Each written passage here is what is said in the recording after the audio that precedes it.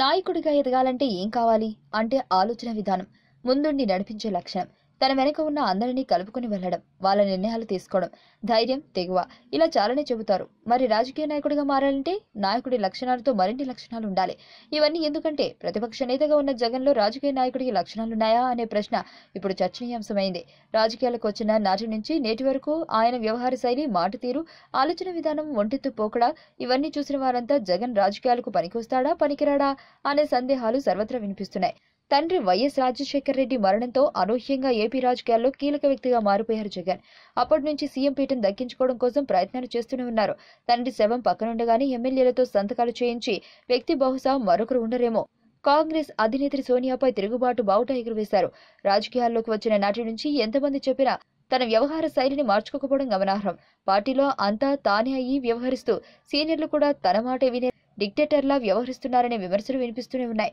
ఇక కష్టాల్లో ఉన్న సమయంలో పార్టీని నిలబెట్టిన చెల్లి షర్మిల, తల్లి విజయమ్మను పక్కన పెట్టేయడం కూడా పార్టీలో కొంతమంది జీర్ణించుకోలేకపోతున్నారు. జగన్ అతిపెద్ద మైనస్ ఆవేశం. రాజకీయ నాయకుడికి ఆవేశం కంటే ఆలోచన ముఖ్యం. అన్ని వేళల్లోనూ దూకుడిగా వ్యవహరిస్తే వ్యక్తిగతంగా, రాజకీయంగానూ ఎదురు దెబ్బ తగలడం ఖాయం. ఇలా దూకుడిగా వ్యవహరించి తనకు ఆలోచన కంటే ఆవేశమే ఎక్కువని జగన్ నిరూపించుకున్న సందర్భాలు అనేకం. జేసీ దివాకర్ రెడ్డి ట్రావెల్స్ కు చెందిన బస్సు ఘటనలో, హాస్పిటల్లో, విశాఖ ఎయిర్పోర్టులో జరిగిన సంఘటనలే దీనికి ఉదాహరణ. ఇక పార్టీలో సీనియర్లకు దక్కుతున్న గౌరవం గురించి ఎంత తక్కువ చెప్పుకుంటే అంత మంచిదే. పార్టీలో ఎంత సీనియర్ అయినా జగన్ సార్ అని సంబోధించాల్సిందే. అసెంబ్లీలోనూ తన పక్కన ఎవరు కూర్చునేందుకు కూడా ఒప్పుకోరని ఆ పార్టీ నుంచి టీడీపీలోకి చేరిన జ్యోతిరావు నెహ్రూ ఒకానొక సందర్భంలో తెలిపారు. ఇక జగన్ పార్టీలో నమ్మే వ్యక్తులు కూడా తక్కువేనని చెప్పుకొచ్చారు.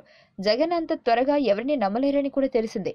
రాజకీయాల్లో నమ్మకమే ముఖ్యం. మరి ఇక సమస్య ఏదైనా నన్ను సీఎం చేయండి, సమస్యలన్నీ పరిష్కారం అయిపోతాయంటూ ప్రజా సమస్యలు పట్టించుకోకుండా తన సీఎం కళ గురించే నిరంతరం తవ్వించే స్వాప్నికుడు జగన్. నిర్మాణాత్మక, బాధ్యతాయుతమైన ప్రతిపక్షంలో ఉన్న ఏనాడు ప్రజా సమస్యలపై ఉద్యమించకుండా తన సొంత అజెండాను ప్రాతిపదికగా ధర్నాలు, సమావేశాలు నిర్వహిస్తూ వస్తున్నారు జగన్. ఇక రాష్ట్రం రెండుగా విడిపోయినా ఏపీకి రాకుండా, హైదరాబాద్ లోటస్ ఫౌండ్ వదిలి రాకుండా అక్కడి నుంచి ఏపీకి సీఎం కావాలని ప్రయత్నాలు చేస్తున్నారు. ప్రత్యేక హోదా ఇస్తామని హామీ ఇచ్చి తర్వాత దాన్ని తుంగలో తొక్కిన బీజేపీపై తీవ్ర విమర్శలు గుప్పించారు వైసీపీ అధినేత. అయితే తర్వాత ఢిల్లీ వెళ్లి ఏ నోటితో తిట్టారో అదే నోటితో ప్రధానిని పొగిడి ఆయన వద్ద మోకరిల్లారు. ఇక రాజధాని నిర్మాణానికి నిరంతరం అడ్డుపడుతున్నారు. రైతులను రెచ్చగొడుతున్నారు. ఇలా ఒకదానికి రెండు కాదు, అన్నింటిలోనూ జగన్ రాజకీయ నాయకుడిగా కంటే బిజినెస్ మ్యాన్ గానే కనిపిస్తారు.